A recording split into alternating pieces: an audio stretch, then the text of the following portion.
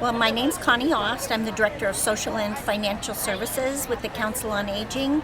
Our target population is 60 and older for our funded programs through the Older Americans Act, but we also have programs that are available for 50 and older.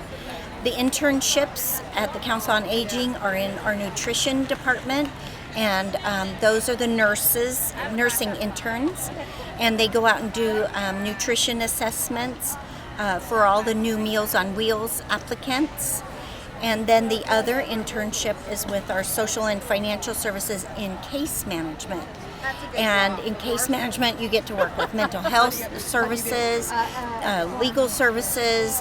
You get to do home visits. It's the beginning of social work. So if you're interested in doing social work, Council on Aging's internship is perfect for that because you get to know the different government programs as well as nonprofits in Sonoma County.